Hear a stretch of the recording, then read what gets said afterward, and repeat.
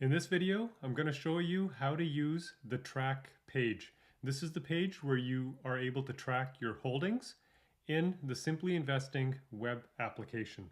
So in this video, we're going to look at where to look at the country portfolio, how to add and remove stocks, how to add other income from other businesses, and how to look at the combined portfolio. The first thing you need to do is go to the top main navigation menu here, and you can see it says track. I'm going to go ahead and click on that. Then I'm going to click on the sub menu where it says country portfolio.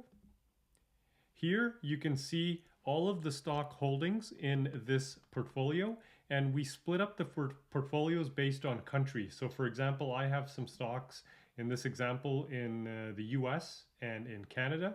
So right now we're looking at the United States.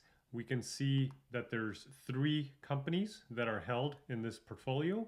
We can also see the diversification, the sector market value, and the allocation, right, as part of the diversification of all of the holdings.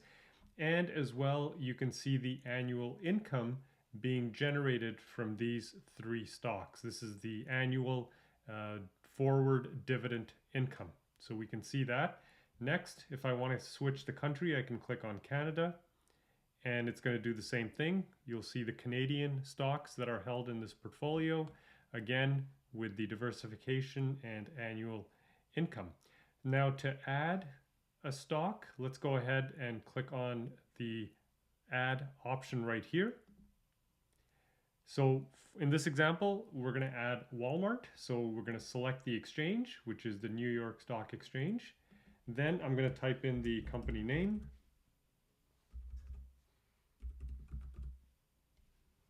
Click on Walmart. Quantity is going to be the number of shares that you own. So in this example, we'll put in 100. The unit price is going to be the purchase price for Walmart. And in this example, I'm just going to put in a number. Just let's put in $85.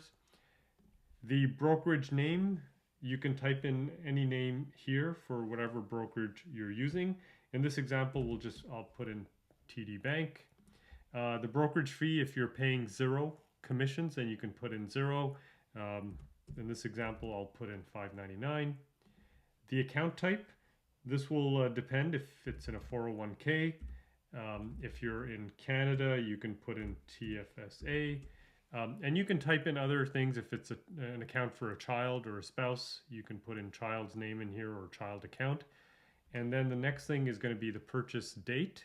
So let's say, I'll just move back, and let's say this stock was purchased on July the 10th in 2024. Okay, so all of this information is mandatory. You cannot skip any of this information. If you don't have it, you can, for example, account type, you can just put in NA, but all of this information has to be put in. Then I'm going to go ahead and click on the add button. And let's go to our United States, the US portfolio. And we can see that Walmart has now been added to our stock table here. The next thing is you can also add other income from other businesses. So at the top where it says add other income, I'm going to go ahead and click on that. And again, you have to select the country first. And then, for example, if you have a side business, a side hustle, a car wash, or a bookstore, let's just put in bookstore. And account type, in this case, I'll just type in none. So let's say the store is generating $25,000 a year, and it has a market value of $150,000. So you got to put in the market value, and then the date, I guess when you opened. So in this example, I'll say I opened the store on, let's go to November 1st, 2023, and then click add. So now you can see that the bookstore, it's identified as a business, has now been added in this portfolio. Next, we're going to go to the top sub-menu here where it says combined portfolio. So I'm going to click on that. And then this will show you the total income generated across, in this case, both of the portfolios in the US and in Canada. So that is the annual income here. And then it's also including the income from the business. So it gives you the total income, so dividend income plus business income. And it is putting it in the currency that you have selected beforehand. And if you want to change it, so right now everything is converted to US dollars.